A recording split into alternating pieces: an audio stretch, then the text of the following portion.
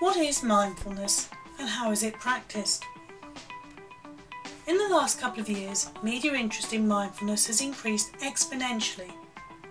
For many years, mindfulness has been known for its effectiveness in treating stress, anxiety and depression, not to mention a host of other medical conditions. In the last couple of years, organisations have become interested in the potential of mindfulness to improve the way we work. Google, Twitter, Facebook, General Mills, IBM, Transport for London and Unilever are all early adopters.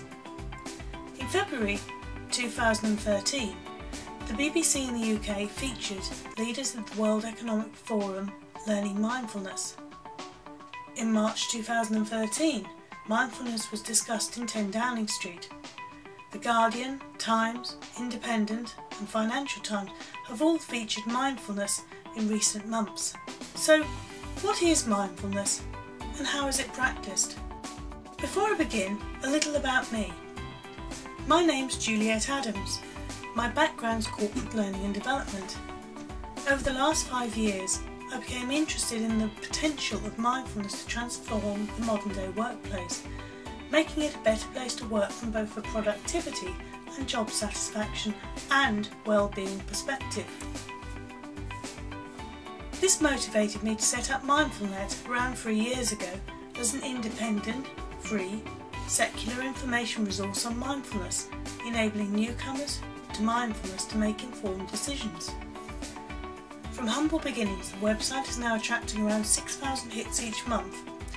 In 2012, Mindfulness hosted the UK's first conference on mindfulness in the workplace and produced a guide on making the business case for mindfulness. So let's start now by defining what mindfulness is. Mark Williams, a professor of clinical psychology at the Oxford Mindfulness Centre and Wellcome Principal Research Fellow at the University of Oxford, says, mindfulness means non-judgmental awareness, a direct knowing of what's going on inside and outside ourselves, moment by moment. Mindfulness can be an antidote to the tunnel vision that can develop in our daily lives, especially when we're busy, stressed or tired. Why is this important? The human brain is evolved to maximise reward while minimising threat. In order to do this, humans spend an enormous amount of time recalling similar or related things that happened in the past and trying to anticipate what will happen next and what will happen after that, and after that, and after that. As a result, we are rarely in the present moment. We spend a lot of our lives on autopilot, unaware of how our lives are governed by old mental programming that may no longer be relevant or helpful. Our constant brain chatter can make it difficult to focus, and this reduces our productivity. Old patterns of behaviour and thought can restrict our choices and stifle innovation and creativity. Mindfulness teaches you a range of techniques to slow or quieten this brain chatter. So let's have a look at a simple mindfulness technique, mindfulness of breath. If we use the breath as an anchor to focus our attention on, our attention inevitably at some point will wander. Hopefully at some point we notice that our attention has wandered, we note our reaction, and we return our attention back to the sensation of breathing. And this cycle is repeated over and over again. By doing this, we achieve two key things. Firstly, with each repetition of noticing that our attention has wandered and bringing our focus back to our breath, we strengthen the neural pathways in our head connected with directing our attention to where we want it to be. The stronger the neural pathway, the easier it is to do. Secondly, focusing on the breath can have a calming effect, activating our parasympathetic nervous system, flooding our body with feel-good hormones. When in this state, we can think more clearly, we're more likely to approach and try new things, and we're naturally more creative. When practicing mindfulness, you learn to experience the present moment, warts and all.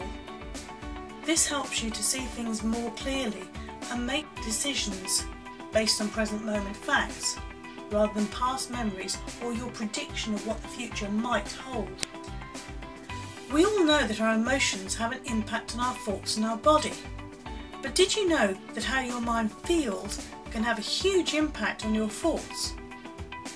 Mindfulness teaches you the ability to quickly pinpoint your present moment thoughts, emotions and bodily sensations and the impact of these on each other. You learn to observe these moment by moment. Why moment by moment? Because only then can we see what's really going on as opposed to our mental construct of what's going on. We try to observe non-judgmentally. Why non-judgmentally? Because the act of judging drags you away from the present moment reality into past memories and self-created fiction about the future. Also, when judging, we may have an emotional reaction which can trigger our sympathetic nervous system, making it less easy to focus. Lastly, when practicing mindfulness, we try to do so with openness and curiosity. Why?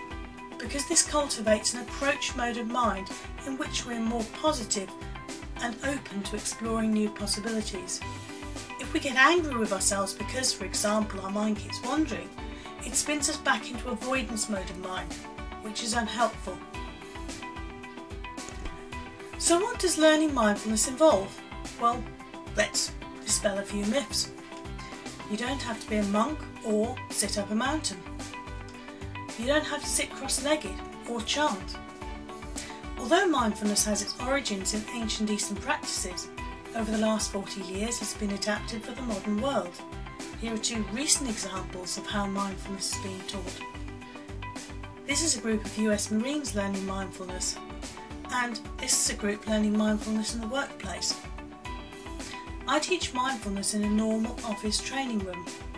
Around 70% of the time is spent practicing new techniques, group discussions, and debriefing in pairs and allowing time for reflection.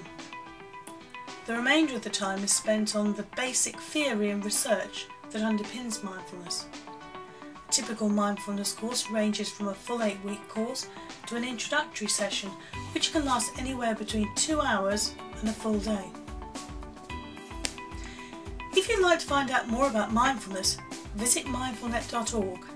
At mindfulnet.org you'll find a wealth of information including listings of teachers, videos, books and research. If you want to find out more about my approach to teaching mindfulness in the workplace, please contact me at Ahead for Work and I'd be pleased to talk to you. I hope you found this video helpful. Thanks for watching.